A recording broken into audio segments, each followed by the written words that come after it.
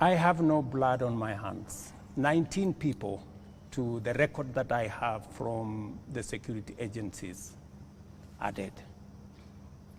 Very unfortunate. As a democracy, that should not be part of our conversation. 2.4 billion of property has been destroyed. The office of the Chief Justice has been burnt. City Hall has been burnt. Parliament has been burnt. That is the situation. Let's turn lives, Your Excellency. 19 let's people turn lives, dead. Your Excellency. We have 19 I said people 24. dead. You said 19. Let's turn lives. And number two, Your Excellency. on abductions. Your Excellency, let's turn lives. There are people who are burying their children, whether they're 19 or 24. And they're watching now, and they want to see how you feel about the deaths. Give us your feelings, Your Excellency. Let me tell you. And we could give examples, Your Excellency. There is a 12-year-old boy, Kennedy Onyango from Rongai, whose mother narrated how his boy was basically just going to get books for his schoolwork. There is Rex Masai, who was shot in the middle of the street in Nairobi. And these are real human beings. Don't you feel a sense of responsibility for what is going on in the country? Let me tell you the following. Any life that is lost is something that must bother anybody, beginning with myself. And it is the reason why I have told you that when I came into office, I said three things. Number one, I said there will be no extrajudicial killing in Kenya. That's number one.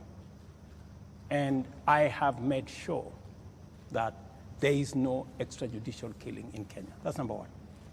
Number two, when I came into office, I said I want an independent police service. And I did sign the necessary instruments so that the police does not need permission, does not need authority, and does not report to the office of the president. The police operational, financial independence, I have made sure that the police don't have to ask me, don't ask anybody. They operate independently. And number four, it is true that children got into situations that they became victims of the demonstrations. What started to all of us, and I have spoken about it, I have said, the young people who have stepped forward to engage in the political discourse of their country in a peaceful manner, tribeless, are a welcome development in Kenya. That I said. But let me also say the following. These great young people who have stepped forward to prosecute their agenda, the affairs of the country, I am certain that they did not burn Parliament.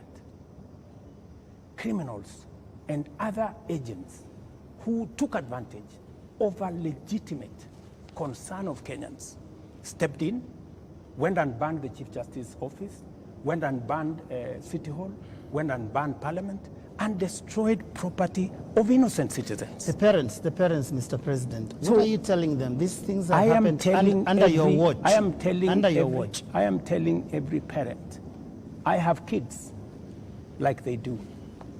And I care when there are issues in town where criminals can take advantage of situations and create a situation where the police have to use rubber bullets, the police have to use live bullets in some cases, because that is what an independent police service has to do. And I am sure the police have a record and have an explanation for every incident that they were engaged And in. here is the incident, Mr. President. Just a moment. you? Here's the incident, Mr. President. This boy, 12-year-old, took 8 bullets. 8 bullets into the body of a 12-year-old boy. What would you tell the mother of that boy? That boy is alive, right?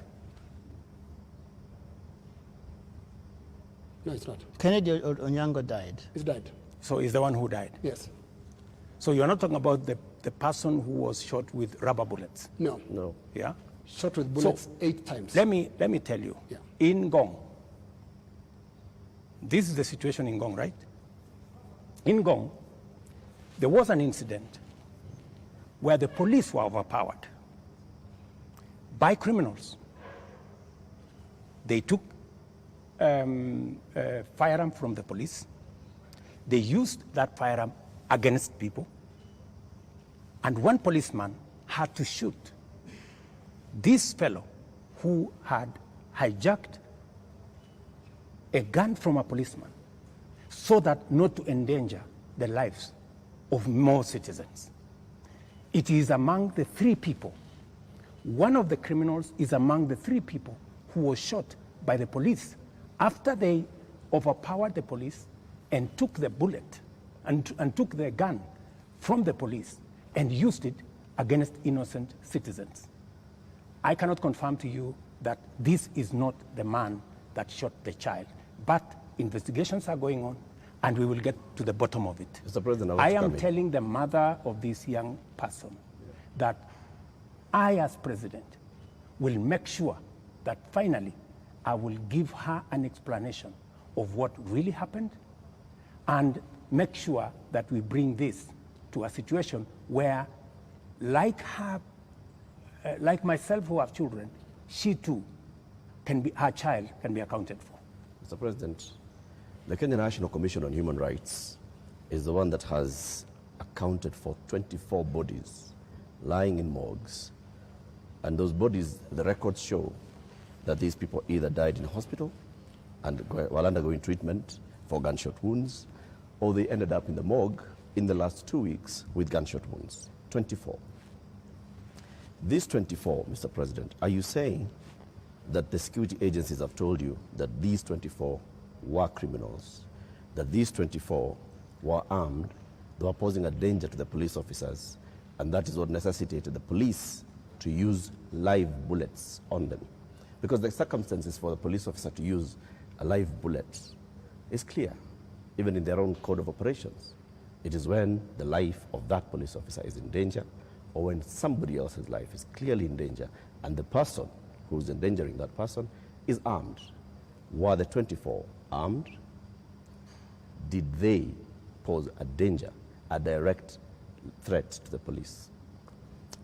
2 things. The same Kenya Human Rights Commission, Kenya National Commission. Kenya National Commission. The government agency. Yeah, the government agency. Yes. Told the nation that there was a massacre in Githurai and 20 people were killed in Githurai. Were 20 people killed in Githurai? Really? The Kenya National Commission on Human Rights does not have records of 20 people killed. No, in but Githurai. that's their statement. It is a statement that is public, you know? So the same Kenya Human Rights, Kenya Commission, Human Rights, National Human Rights Commission told the country a blatant fake news falsehood that there was a massacre. This 24 is also... Let me, you ask me a question, allow me to answer. Yes. That's what they told the country.